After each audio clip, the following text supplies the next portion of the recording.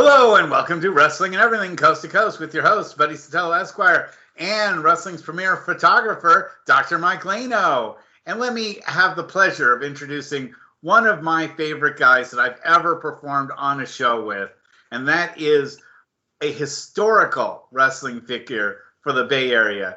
The one and only, maybe possibly a bigger 49er fan than I am, which I didn't think was possible, the Chicano Flame. Thank you for joining us tonight. Thank you. Good evening. It's a pleasure being here with both of you guys. Wonderful. So last time I saw you was almost 20 years ago when you were performing for us over at California Championship Wrestling. And so and let me just say a couple quick things about you, which is that, one, I don't know if there's anybody that's more liked in a locker room than yourself. Oh, wow. Thank you, buddy. People love having you on the show. We loved having you on the show back then. I love having you on this show now.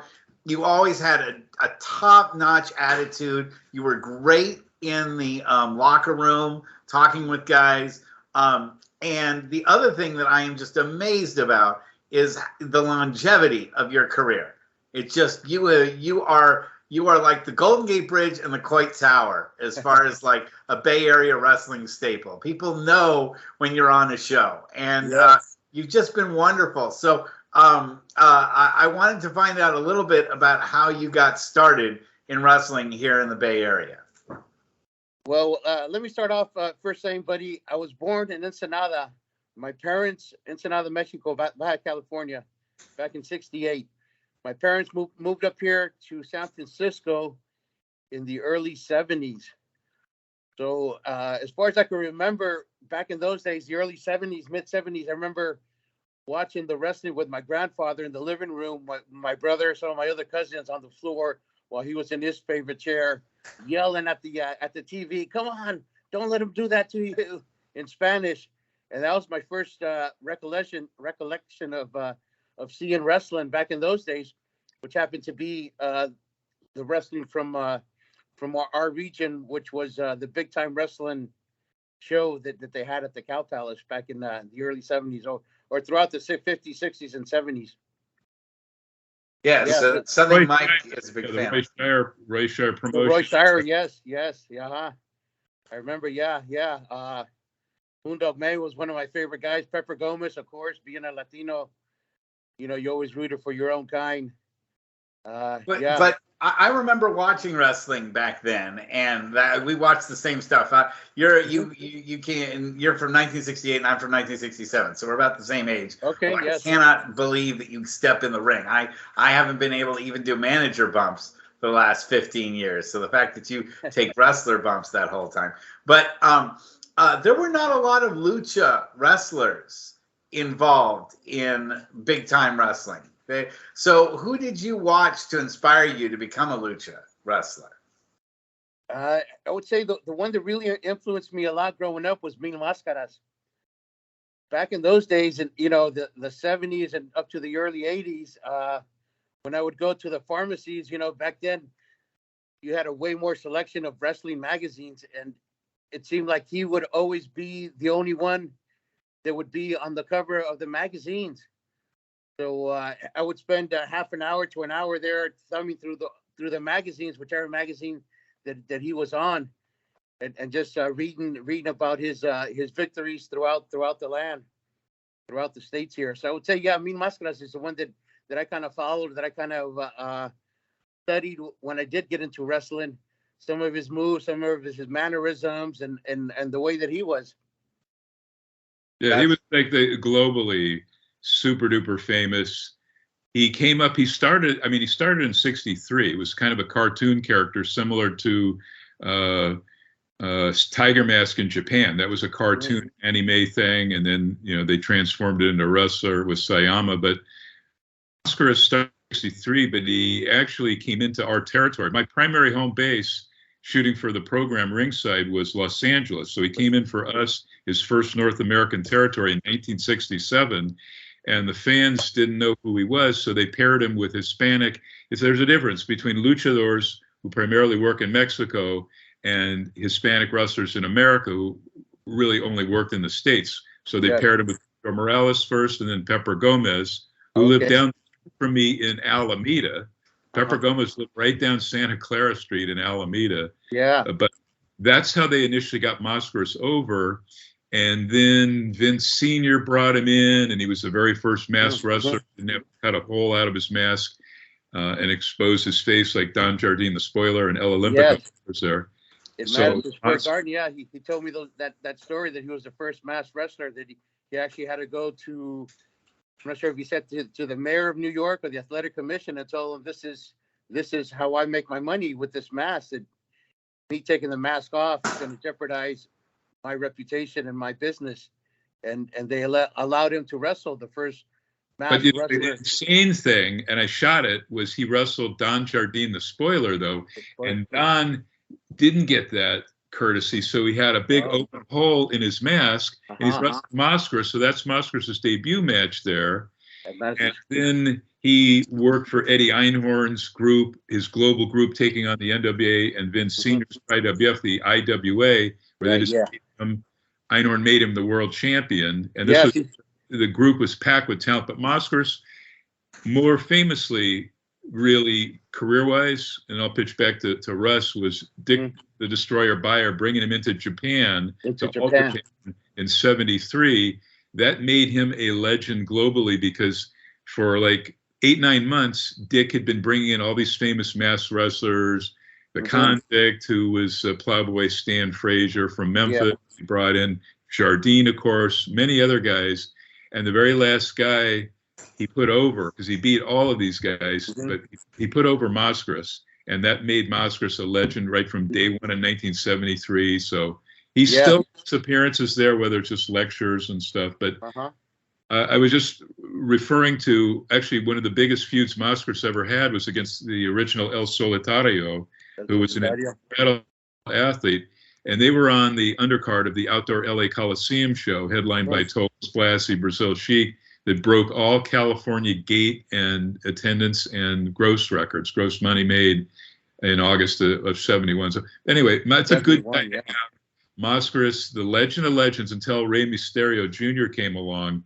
Mascaras was it for decades and decades. When you thought about Mexican wrestling, lucha libre, it was Mascaras on most people's minds. So colorful, absolute legend with his brothers, Dos Caras. But the guy that he was wrestling, teaming with in L.A., he brought up El Psicodelico first.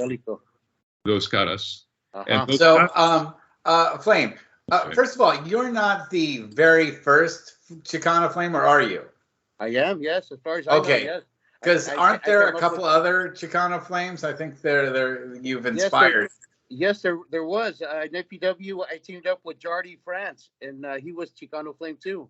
Jardy was a guy I trained with at the start. Yes, so we had a successful run there, the tag team runs until Jardy turned on me and ended up going with the Bad Boys, or one of that group, with what's his name, the skinny manager guy. Was that Jason Dedrich? No, not Jason. It was before him. Another skinnier. Forget his name. It wasn't me. It's out of Reno. It's the guy that's out of Reno. I can't think of his name. I know who you're talking about. Yeah. Because I covered your career. Were you not in Roland's boot camp, the very first boot camp with Modest and Mike Diamond, or the second one? No, I think I was in the second one, because when I showed up, those guys were already established there. Modest, Bomber, Rosano, Leprechaun, Mike Lockwood, our brother Mike Lockwood. Mike Lockwood came in later on. Did he? Oh, that's right, because he was trained by Mae Young and Woody Farmer, and then he came to APW. Yeah, and then he came to APW. Were you in the same? You came in after Spike Dudley then? Spike was already there, yes. And I would say, seeing Spike there kind of motivated me, because I was a lot smaller back in those days, and in '95 is when I started APW, September of '95. When I started training, and seeing Spike Dudley or seeing Matt Heisen there kind of motivated me, because he was small. He was a small guy like I was, so that kind of pushed me that if he could do it, that I could have a shot in doing and doing what he was doing also. Why don't you tell the people what it was like to train at APW? Man, it was pretty hard, because initially it was just a lot of cardio the first couple of months. They didn't really tune you in about what the business was about until later on. But initially, it was just a lot of cardio, a lot of rolling around, learning how to take your bumps. Always the big Beal off the top rope was always the scariest bump for everyone. The just falling back on taking the schoolboy off the second rope also. Those were some big bumps that you're up there for a while, kind of thinking of going and not going, and stuff like that until you let yourself go, and and it wasn't that bad as you thought it was, as long as you tuck your chin in. but it was gruesome. It was something, that I was kind of prepared for, but yeah, it really kicked your ass back then. The heat. You had a lot of fire, because I remember. I'm pretty sure you worked with Mike Lockwood as Aaron O'Grady, and Matt just as himself, and Yes. and you guys were having like killer junior heavyweight type matches, which are always the most exciting for me because you guys can really go. Sometimes the heavyweight guys can be a little bit lumbering, like Mike Diamond, our brother Mike Diamond. Yes. And you guys were like the highlights of the cards, the Modesto, the Stocktons. Obviously, when the Gym Wars things happened, and Rush was saying he hadn't seen you in 20 years, but until I moved in 2019, I think I even saw you that year. Before I forget, what is going on with Marcus and APW? Is he still being stymied by the commission, or he hasn't promoted since COVID happened yet? That other South San Francisco group, which is very APW like. Yes, West Coast Pro. Yeah, they're having outstanding cards. Isn't Vinny Massaro still booking for them? He is, yes. He's one of their head trainers, and he's always on their matches. Yeah.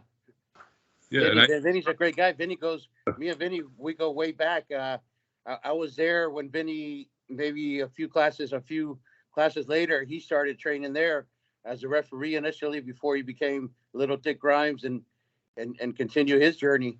Because he was I managed him. I managed him for a good portion of my time at APW, and I managed him in CCW, and I managed against him in CCW. Wow. So me and Vinny have crossed paths plenty of times. Yeah. You guys, but Chicano, remember Vinny was like a ref for a good year, maybe 3 months in APW before he even did anything. So it's a nice slow burn to get him to the point. And it was a lot of fun. Then the teaming with Vic Grimes and all of that stuff at Gym Wars. Every 2 weeks, every 3 weeks at Hayward there. I miss that place so tremendously much.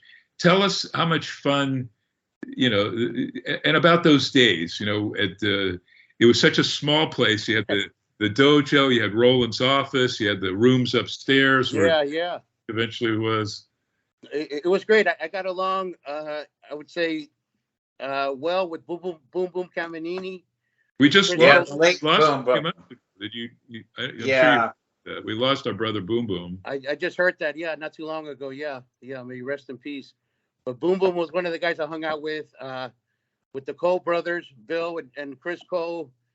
So after the matches with Shane Dynasty, also when he would show up, we would go to the parking lot, and have a little recreation after the the statute of limitations has run out on that. The statute of limitations has run out. Has run out on that. Yeah. Yeah. So I remember a couple of Christmas times, Roland took almost all of us out to dinner, maybe 1-2 times, and then we started having the where everybody would bring something in the parking lot for Christmas. Oh, okay. Yeah. We'd have those, I forget what they're called now, but it was a celebratory thing. Yes. I don't think I went to too many of those back in the day. Potlucks is what I was thinking. They were potlucks. Yeah. But I was going to get back to your other question that you said about APW to Marcus Mack. He just ran a show maybe about a month ago. He came back and booked his first show back at the Westlake area under the APW banner, and he did well. Yeah, he sold out the building there. But who was on the card? Do you remember who he brought in?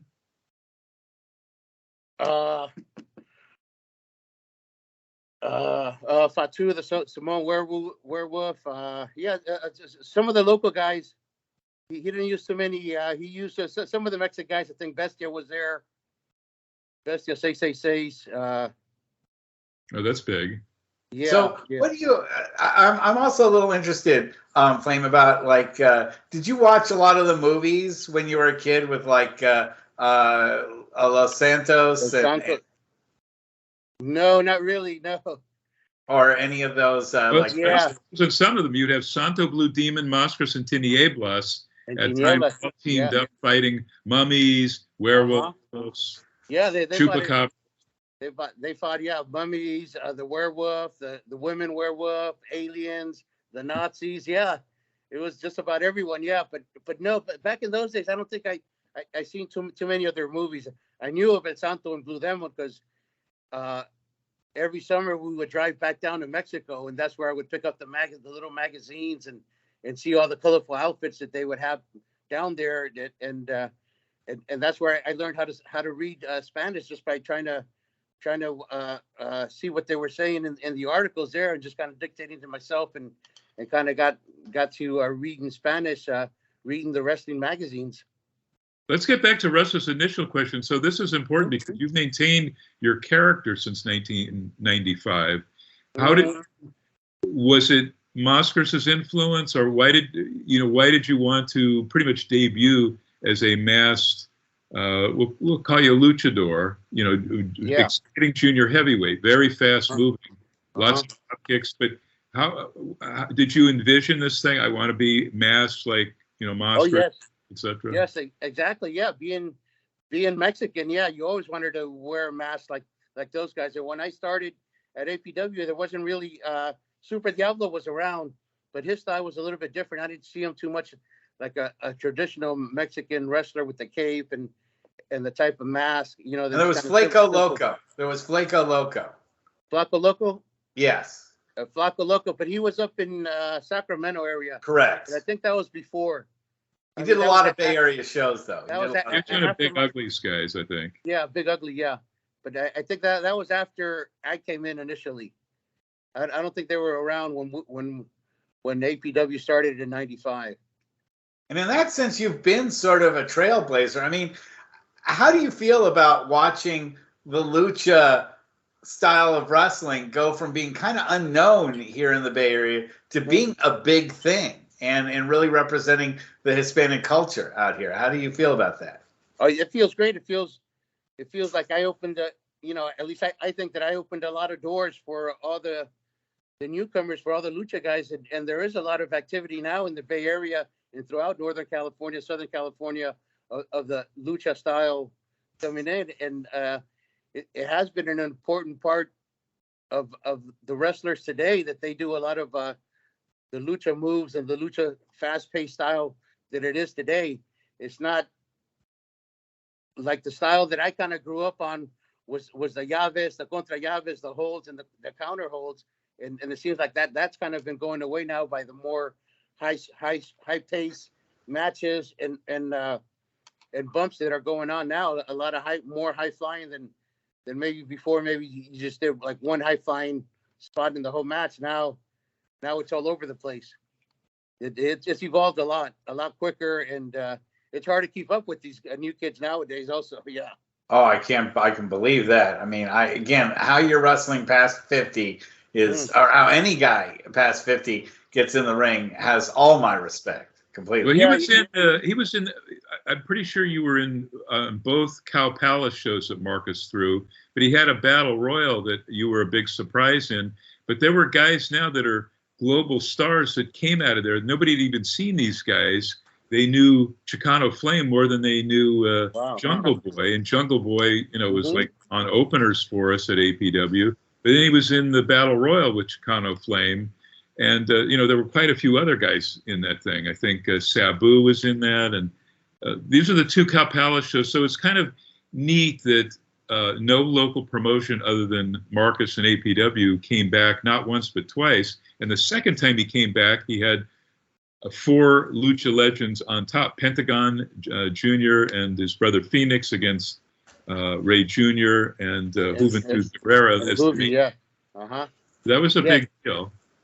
That was, yeah, for those. How did it feel to be wrestling in the Cow Palace Oh after man, watching on TV? it felt great, buddy. Being a kid, being in the seats, watching wrestling back then, I would have never imagined that I would be up in the ring there one day, getting my hand raised. That on top of that, being in the locker room, seeing where all these famous stars back in the days were, would get dressed and hang out in the back. And yeah, I think that's got to be one of my biggest accomplishments that I see going back as a kid, being in the seats to being under the lights there and having my hand raised at the last, what is right now the last battle royal at the Cow Palace, that I was able to be the winner, the last man standing there. That's a big accomplishment. And I enjoyed. I live right by the Cow Palace, so in the middle '70s we moved out to that area of Visitation Valley, it's called, and I was able to attend the wrestling shows by myself. Back in those days, it was mostly AWA that would come through. I think by that time, Big Time Wrestling had already stepped out of the picture. That's what happened was Roy announced, he went through a lot of machinations because you remember I was one of the ringside photographers for the program in LA. But before I moved up there, I was flying up for all Roy's cards, and I was his lead. Bolte had me and him write the program, and me as the photographer in the thing. But Roy retired, closed the office January of '82 after that last terrific battle go over, and then he exposed the biz to the LA Times to try to ruin it. He knew Vern and separately Vince Jr. were coming in. This was before. That is why San Francisco is very important, because it was a trial run for Vince Jr. before he went national, like 12, 13, 14 months later. Mm-hmm. Very first time he asked his dad, he got like a C-level WWF show, and he started promoting at the Cow Palace, whereas Vern took the Oakland Coliseum. But when you were watching TV and maybe coming to the venues when Shire was still promoting, did you get to see like Dean Ho and Farmer and everybody else that were working there? Because you remember Roy lost his TV for about a year and a half. He was bringing in Don Owens, Portland guys, then Kansas City Geigel guys, and at the very end, the last 3 San Francisco Cow Palace shows were Eddie Graham, Florida guys, Dusty, Barry Wynn, Mike Graham, Hayes. Yeah, see those guys. I don't remember seeing those guys. Maybe I didn't attend the shows, like you're saying, because they didn't have TV and I wasn't aware of it. I wasn't able to catch up with it. But the other guys, Dean Ho, Moondog Maine, Pat Patterson. Ray Stevens. Yeah, those guys were all there. Yeah. Ron Starr. Ron Starr was Woody Farmer. They were all big. Yeah. Haystack Calhoun. Did you go to the last 2 Roy Shire Battle Royals? Because Ray won the second to the last one, and then Pat won the very last one. The last one, yeah. No, I don't recall those guys. But I know I went to on both of those quite a few Battle Royals. There were 5 NWA champs or former champs. There was Harley, the current champ, Dorian Terry, Kaniski, and Dusty. At least Dusty was on the very last one. Yeah. Very impressive, and Bay Area was, it was a big deal. So it was cool for you to be same venue. The locker rooms weren't impressive, but I guess so much history there coming out of the walls. Yes, yeah. So now, not to ruin kayfabe or anything like that on you, but in real life, you're a firefighter.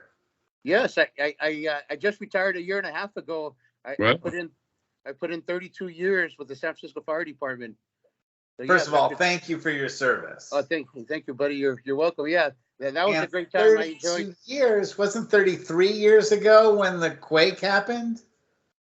Yeah, I was a brand new probie when the quake happened. I was just 21 years old on my first probationary house, and yeah, the quake happened. I was at home with it like everyone else, waiting to see the Giants take on the A's in the World Series when everything started shaking. And next thing you know, a neighbor across the street that had a little portable TV, he's telling me, "Oh, they're recalling all the San Francisco fire and police people." So then, I jumped in my car, checked into my firehouse, which was in the Excelsior then, and we drove around. We turned off a lot of gas lines, and people were smelling gas, and we ended up getting the detail, the 3 a.m. to 6 a.m. detail down to the marina. So I Wow. spent all of those hours out there pouring water at that big fire on the Visadero in Cervantes, I believe. Yeah. And during that time, I think I worked 4 or 5 straight days of overtime. Yeah. Wow. There was this one guy called La Pulga that back in the Mexico City earthquake of '95, he helped save a lot of children out of the hospital. He was a small guy with a little backpack full of tools, and he dug himself in little tunnel areas in Mexico City and saved a lot of babies out there. He shows up here in the Bay Area, doesn't speak any word of English, so they teamed me up with him to translate for him. In the marina, there was nothing else they could do there, so they put us in a helicopter in the marina and flew us over the Bay Bridge, and we landed at the toll plaza of the Bay Bridge, met a CHP car, and they took us over to the Cypress structure, which was still active then. They were still pulling people out of the Cypress freeway in Oakland. That whole freeway. Oh yeah, because that in whole thing down. In the collapse there, yeah, and unfortunately due to liabilities, yeah, they wouldn't let him get in there. He was just anxious. He wanted to go in there.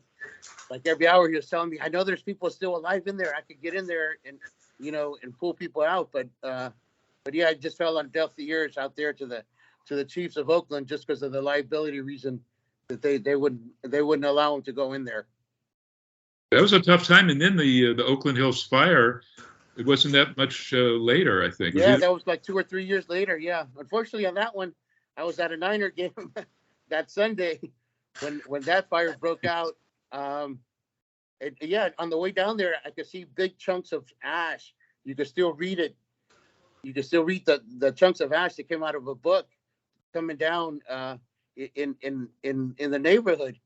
Once you got it in your hand, it just crumbled and fell apart. But unfortunately, I had a few beers. I had a few beers after the game. So once someone came down and said they were looking to recall firemen back there, yeah, I was in any shape to go in. I thought, yeah, I said I better sit this one out. Yeah, I'm not going to show up, with the half the buzz on and kind of embarrass myself or anything, or embarrass the fire department going somewhere else. Someone say, "Oh, this guy's been drinking." What made you want to become a firefighter? It just happened. I think I was just in the right place at the right time. I remember back in like 5th grade writing about what did you want to be growing up. I wanted to be a pro wrestler. I wanted to be a lawyer. Look how it turned out. Yeah. Wait, do anybody in your department or do the folks all know that you've been a luchador or a pro wrestler all this time? Oh, sure. Yeah. By now, yeah, mostly everyone does, and everyone calls me either Chicano or Flame on the job. Yeah. Yes. Yeah. And yeah, I would say a lot of guys would come out and watch me perform also in the area whenever I would go up to Sacramento area or down the 99 or down in Concord. Yeah, I'd have a lot of co-workers that would bring their kids and their families to go watch the shows. And you've always been so nice to every kid that's come up to you. That is another thing that I saw is that you spent the time autographing and shaking hands and talking to kids and posing for pictures. I don't think I ever saw you charge anyone while you were at CCW for a single photo. Mm-hmm. You were just happy to be there, and your positive attitude just permeated everything around you, and it made the locker room so much better. Do you feel like some of your teamwork as a fireman also helped in your career in wrestling? I would say so, yeah, because it's a lot of teamwork being a firefighter. Just stay humble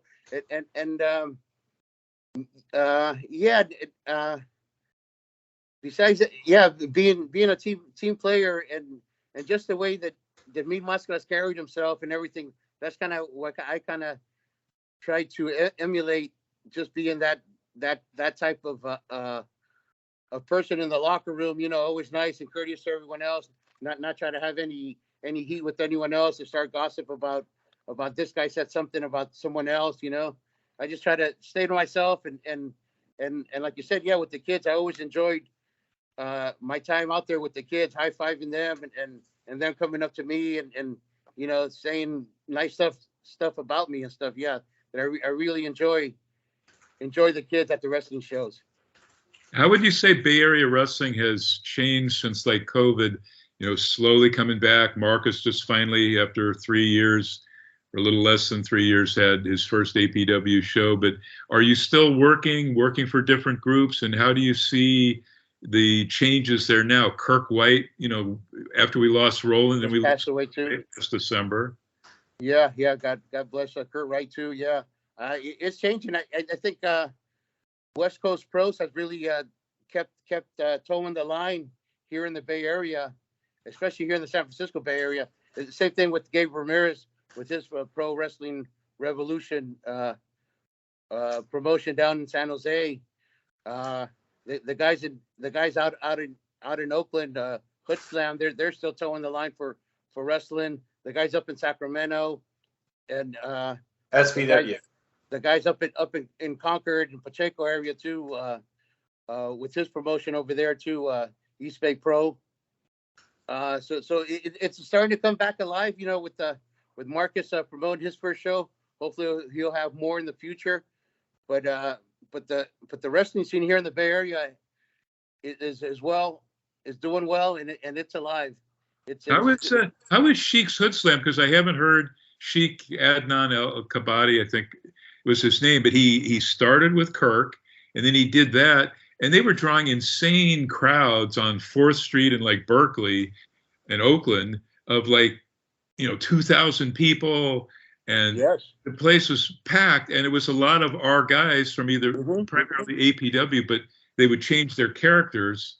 Oh yeah, they might be a heel or face in APW, but the complete opposite at Hood Slam. What is going on with them if you go to their shows? And I haven't gone to one of their shows lately, but I've been following them on Facebook, and they're doing well too. They're selling out their venues with their type of wrestling that they're doing. And now even Ugwa's coming up to San Francisco, a San Jose promotion, kind of the style of Hood Slam, and they're doing well too with their promotions of their shows. They've ran a couple of shows here in San Francisco on Divisadero Street, and it seems like they're doing well there. What's the name of that group? It's called Ugwa, like Underground Wrestling Alliance. Really? Okay, I didn't even know about that. So even we're capable of learning something new on this show. Yeah, no, they've been around for a while. Started out maybe as a backyard company. So some of the guys have wrestled there. I think Dave Dutra might have came out of their group there. But yeah, they've been running shows since this COVID has started to let down a little bit. So yeah, so they're kind of towing the line too here in the Bay Area, keeping pro wrestling alive. So now we're going to separate ourselves from the coast to coast thing and talk about something that is close to my heart, maybe close to Mike's heart, but I know it's close to your heart, and that's the 49ers. You got the 49ers logo on there.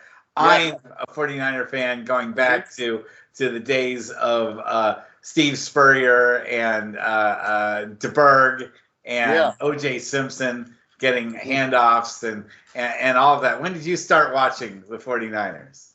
To be truthful, growing up in the Bay Area, I think I heard about the Raiders first in the 70s, They were a better team. There was in the 70s, so they had all the hype, and they had all the news on them winning Super Bowls and stuff. And to be honest, not till that 81 season that the Niners started playing, and that's when I became a fan.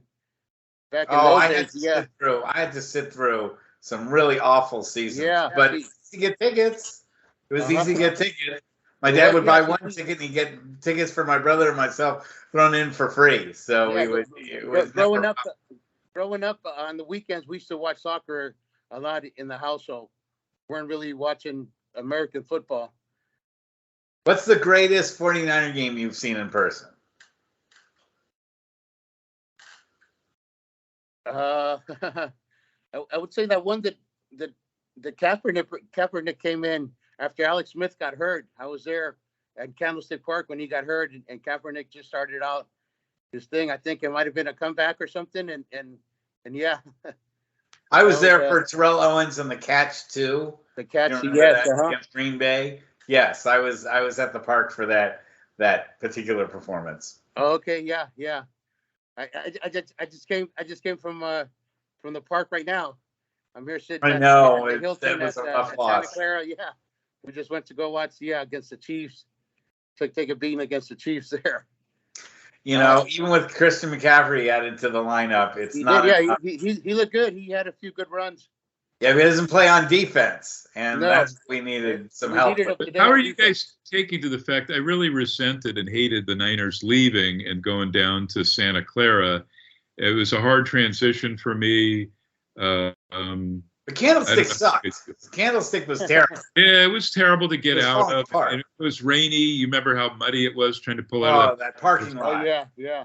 It could take hours to get out of that parking lot because when mud would just swamp the back area where you had to park for the overflow and you couldn't park inside the park, there wasn't enough room. You had to park in the mud area in the back there. Yes, the dirt lots. Well, I wore my badges I'd get at Giants games to Niners games. Vine, Vide, Vici. I saw survive. It was a survival mostly to get out of the place. To get out of the place, yeah. They had a lot of fun at Candlestick. I love that park because the potential was there. Remember, Pepper Gomez in '63 was to main event against Ray Stevens at Candlestick, and Ray ended up having not one but two motorcycle accidents, which killed both planned Candlestick pro wrestling shows in the '60s. Yeah. Oh wow, I didn't know that. Yeah. Yeah, talking about big. Talking about wrestling and the 49ers, we went early before the game and went into the 49er museum. In there, they have a program of Neil Namalini when he was a wrestler. It says like West Coast Wrestling, Neil Namalini against some other guy or something. Yeah. Well, he wrestled. He wrestled in San Francisco. They broke some gate records then against Leo Namalini. Yes, yes. I think that's what it was. Yes. And then Russ Francis's father. No. Ed Francis was Russ Francis's dad. Yeah, and I'm saying he wrestled.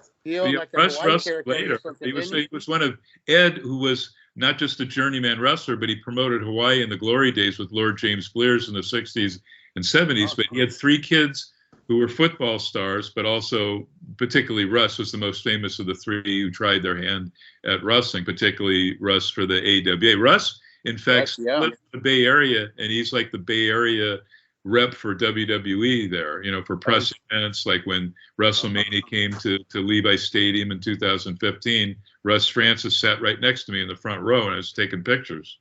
Okay, yeah. I remember hearing about Neil Namalini back at the Cow Palace days, and Russ Francis too. You would always make like special appearance in the Battle Royal. And when Vern Gagne came into San Francisco in '82, the figurehead local promoter, even though he didn't do much, was Leo Namalini. So he'd be at the shows, and that was a big deal. Yeah. No, that was kind of interesting. It's a total Bay Area legend, obviously. It was interesting to see in the 49er Museum something refereeing pro wrestling here in the Bay Area. Yeah, that was cool. So, Flame, tell me, you've been involved in so many great feds. What do you consider some of your best matches of all time? And who's some of the best talent that you feel you've worked against? You're proud you've worked against.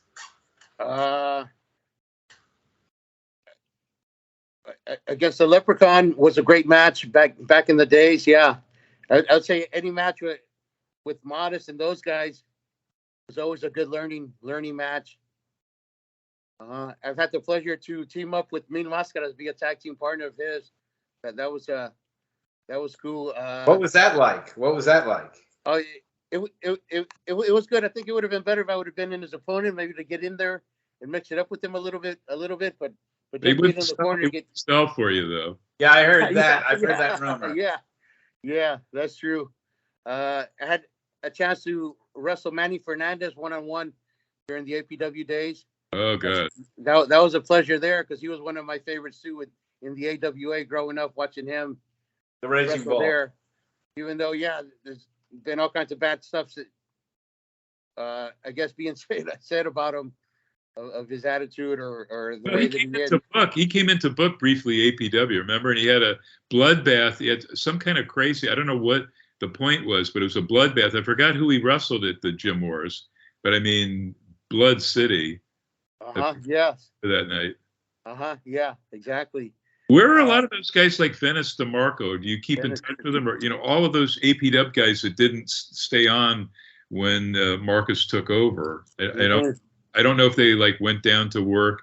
Well, I don't think some, not all. Well, Venice has worked for Wrestling for Charity. I managed Venice. Yes, that's right. He was a good guy. It was another. Yeah. I always got along with him. I had some good matches with him under the Fox City banner when Caesar Black was. We had Caesar Black on the show a while ago. Yeah.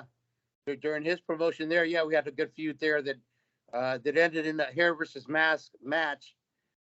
And as you can see, I still have my mask. So, I cut Vinny's hair one year there under Fox City Wrestling. Now, because I had to drive Savio Vega. It was, they asked, will you drive and cool off your friend Savio because he didn't get paid that night when he came. So I have to drive him, and he's all upset. Didn't get what he was promised to drive back to SFO. But you may not have always gotten paid, but we always had a lot of fun at Fox City. Yes. Remember it was at Club DNA South of Market for DNA, a lot of fun. It was a lot of fun, yes. Brought in a lot of guys. That's where we first met. Awesome Kong came in, and Hernandez from TNA. Quite a few big names, and he brought in Savio. It was a shame Savio didn't get what he was told he was going to get, but Jungle Boy was there first with his dad. I took just a little kid. Todd Bridges was on the show there. Yeah. Oh, that's right. Yeah. Fresh in Hulk Hogan's Celebrity Championship Wrestling, that the reality show that was horrible. But that's where Todd and Dennis Rodman had a match, etc. So, but cool. Another match another match that I wrestled. It was a battle royal, but to me, there was a pleasure getting in there, mixing it up with Chavo Guerrero Sr. And this was back like in 07 at that Wrestle Fan Fest that they had at the Cow Palace. Oh God, yes, I'll dig up those photos. That was a fiasco. Russ came as my assistant, helping me with camera equipment. Biggest fiasco, and I've been around since '66 covering wrestling magazines. I have never seen a rip-off thing as Russ. We've talked a zillion times. The husband and wife promoter fled on night 2 Saturday with the money, the cash box for the MMA guys and the rest. But the show was fun. The show was great. Remember, Ultimo Dragon was there, and and there was some good matches. I think that was the main event. It was, and Ultimo Dragon came down. He had his baby son dressed exactly like him down to the ring. Yes, he did. Yeah, my daughter and his son were playing in the backstage. They were about the same age back then, and they were out there. There might have been 07, maybe about 5 years old or so. Yeah, and they were both out there running, chasing each other around. Wow. Now, how many kids do you have? I have 3 daughters. Wow. And would you ever encourage them to become professional wrestlers? The 2 older ones, they're in their 30s, but the young one, she's in her second year at UC Irvine. She wrestled 3 out of the 4 years at Sacred Heart in San Francisco. Wow. There. So she kind of enjoyed it. I don't know if later on she might get into it some more, but initially, she did good. Would you tell her to do wrestling, or would you say you've got better things to do? Well, right now, hopefully she finishes her university there, and then later on we'll see what she decides to do, if it's in her blood or not. But as a parent, would you tell her to?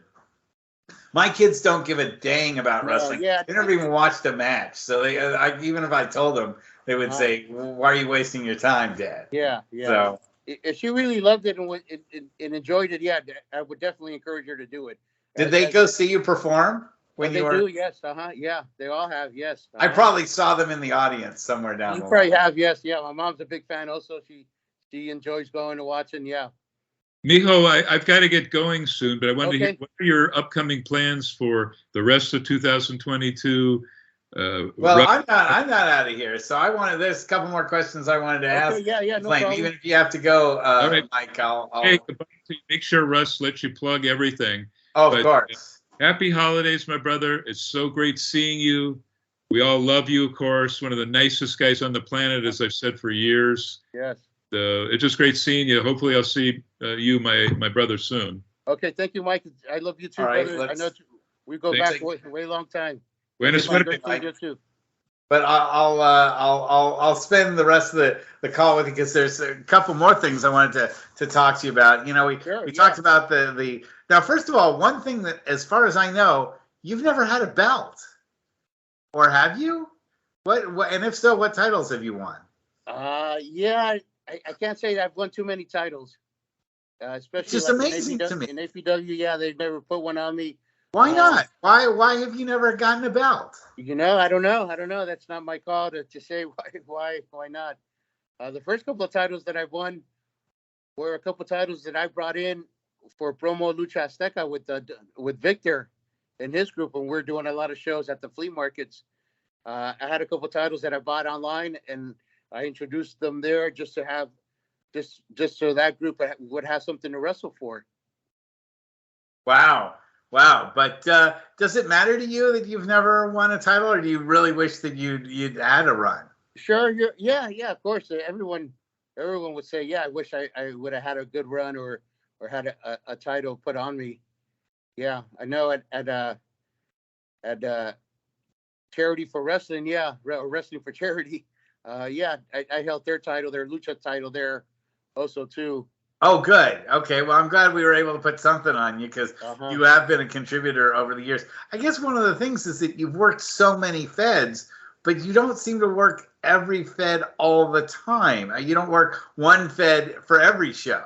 So, you bounce around a lot, and I guess you're not a constant at any of these feds. Yeah, no, you're right. Yeah, but I think initially I might have worked for pretty much every promotion there was at one point here in the Bay Area. Yeah, at least all the ones that I've got listed here, except for Pro Wrestling Iron. I don't think you ever did a Pro Wrestling Iron show, did you? No, I did. Oh, you did? Okay. I managed a lot of those shows, but there were a few shows I didn't. Maybe those were the ones in Central California, the ones like Antioch or the ones. I think it was in Fremont there. I wrestled Big Ugly in one show for them. Oh, okay. Yeah. Well, it just so happens when Pro Wrestling Iron started, I was at home with a torn Achilles from playing soccer. Oh, from soccer. Okay. From soccer. Yeah, no, I was a big soccer player growing up. I was honorable mention here in All City back in my high school days. Wow. Here, that I love soccer. That was my first sport growing up and playing. And I don't know, it betrayed me, that I've torn both my Achilles tendons on the soccer field. In fact, that was where I was going to ask you. So what, there's a lot of great things with wrestling, and you've got a lot of positive things, but you must have gotten some injuries from it. What are some of the injuries that you've sustained? A few concussions to start off with. A lot of bumps and bruises. I separated my shoulder, which led to a rotator cuff injury, a surgery. I've separated my shoulder.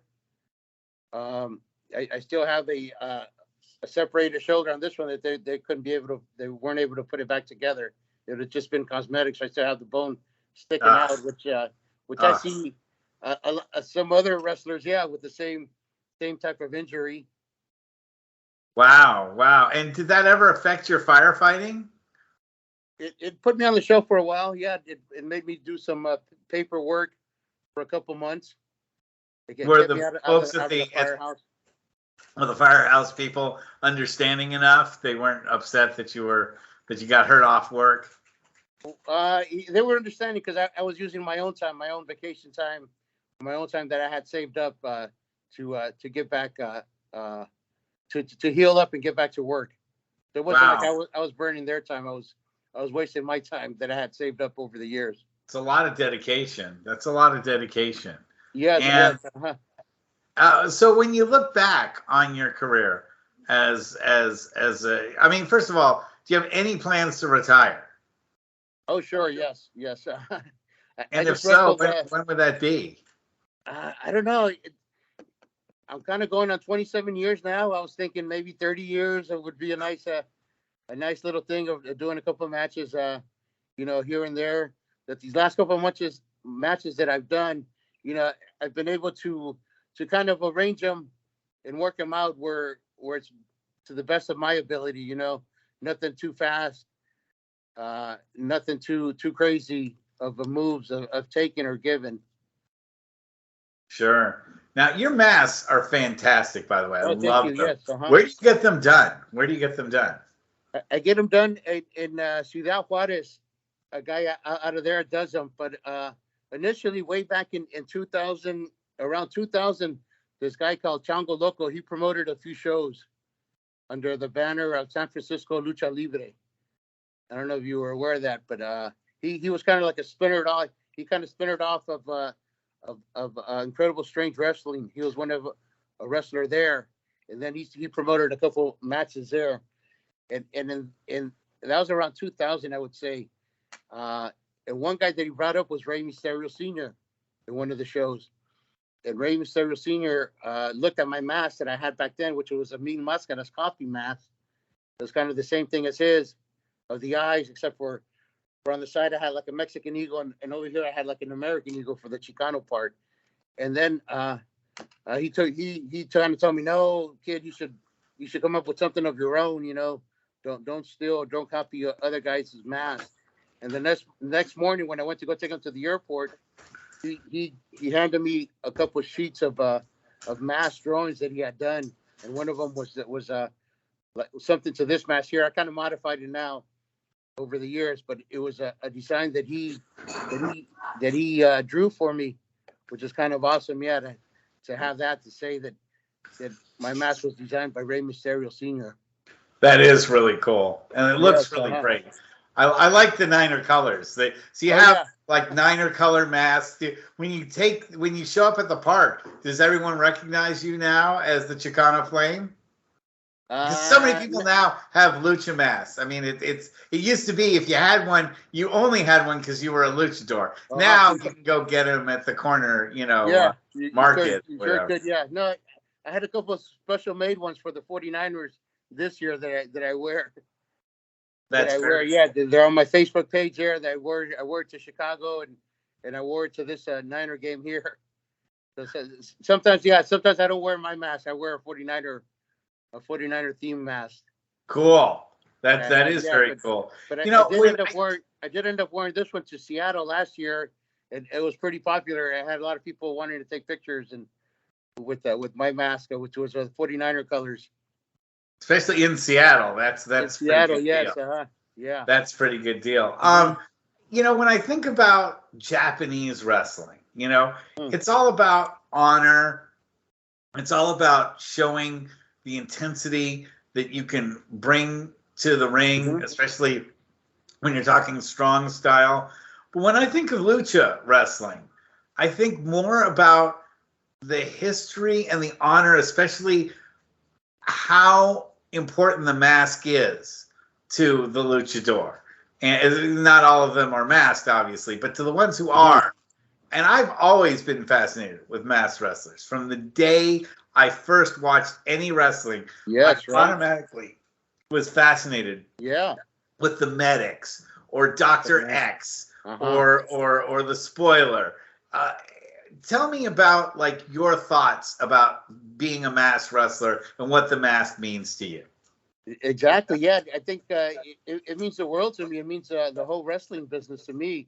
Like you're saying, I was fascinated too by the mask, especially when I would go to Mexico in the summers and see all the little magazines with all the types of masks, all the different colors. Growing up in the States, only like Batman, not even Superman had a mask, but Batman, and it was all the superhero guys and some of the villains, they would have the mask.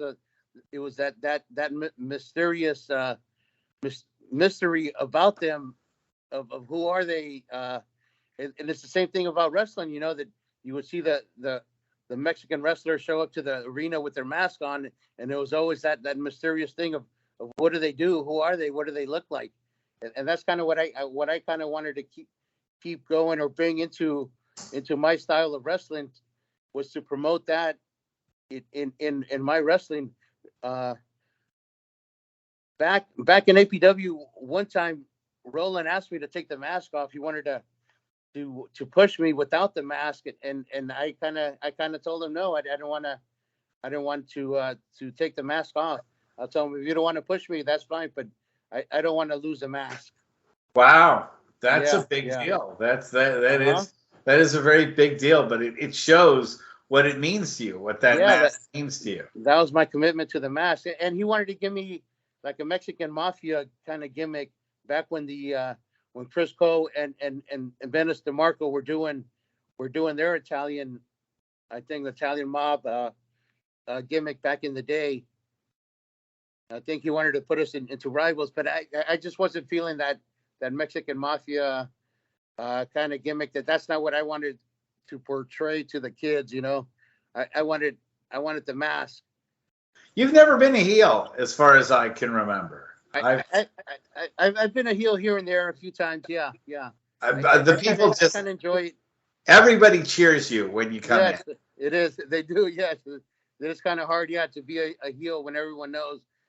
This last few months, I worked for East Bay Pro Wrestling, and I kind of healed out a little bit against Leon Acusa there on our matches there. Yeah, I kind of turned on him and kind of, you know, flipped the scripts and ended up taking advantage of Leon there until our final match, where, you know, he got revenge on me and he left me all bloody and stuff. And I thought it was a good way of pushing him and building him up there in his promotion there. Do you feel that putting on the mask makes you into a pro wrestler? It puts you in that thought process that when you put it on, you're ready to wrestle?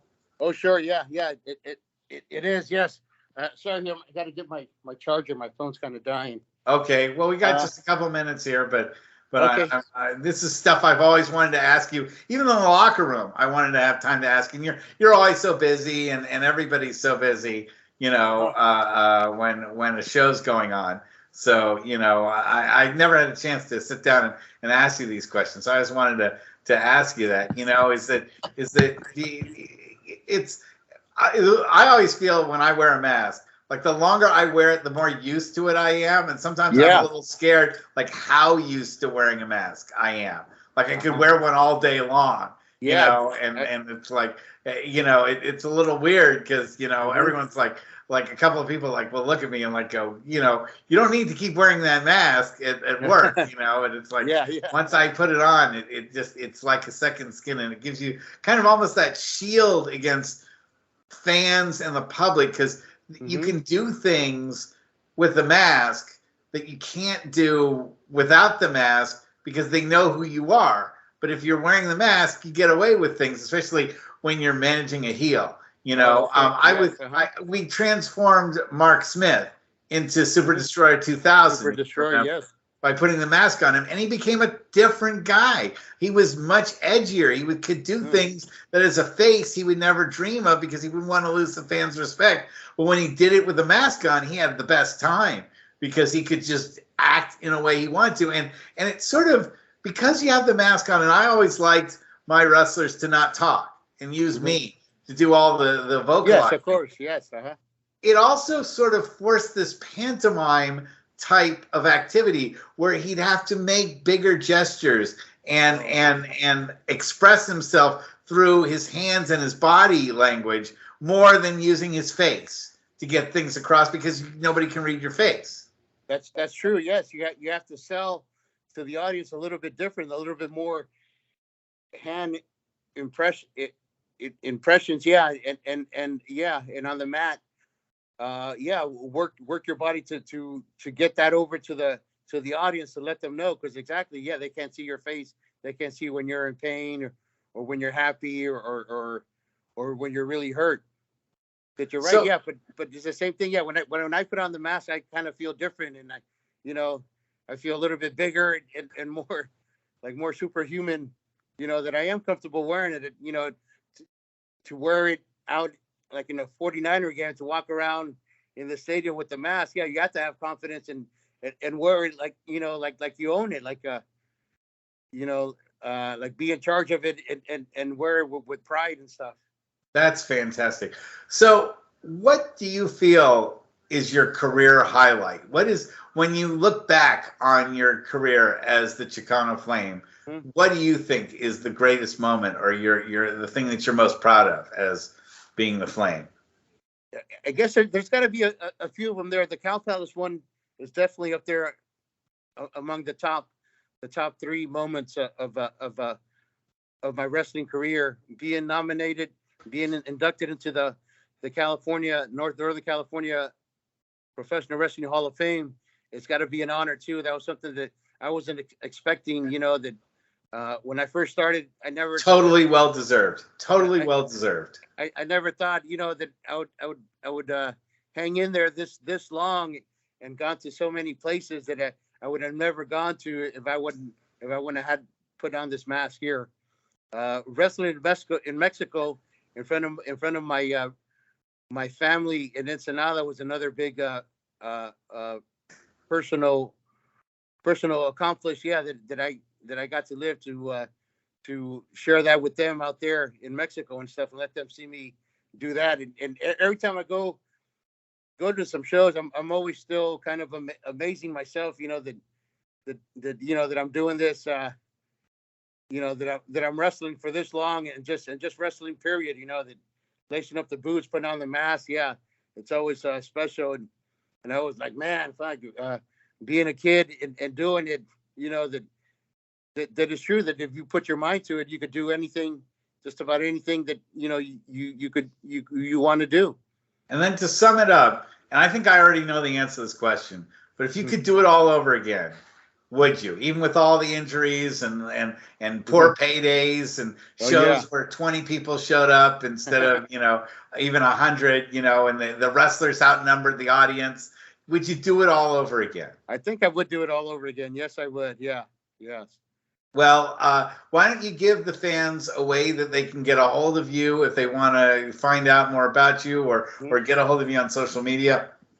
Go ahead and plug. And if you've got any shows coming up, yeah, go ahead and plug it. I don't have any shows coming up. Last couple of shows, I kind of hurt my shoulder. I still have a problem with one of my knees that I need to get looked at. You sound like me when I get out of bed in the morning. Yes. But as far as social media, I am Chicano Flame in Facebook. You can find me there. As far as all the other ones, I don't have any handles on the Twitters or the or any of the other social media apps that are out there right now. Just on Facebook under Chicano Flame, you can find me there. And that's the only one that I do have. That's fantastic. Flame, I couldn't have had a better time getting back in touch with you. My only regret is that we went 15, 16 years without being in touch, because you're one of the great guys in professional wrestling, inside the ring, outside the ring. I got nothing but great things to say about you. And to be on the show tonight has been really wonderful being in touch. So we look forward to when you have another show that you'd like to promote or you have anything going on. And please, if you are going to have a retirement match, please let me know, because I will, wherever it is, I will go see it, because it'd be my honor to see you in the ring one last time. One last time. Thank you, buddy. Yes. Hopefully there's one. I would love to do it at APW where I started, where Chicano Flame was born.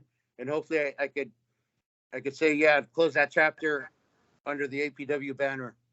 If not, I could probably get you booked at a WFC show coming up. So there you go. Yeah. We'll see about that too. Show up there up in.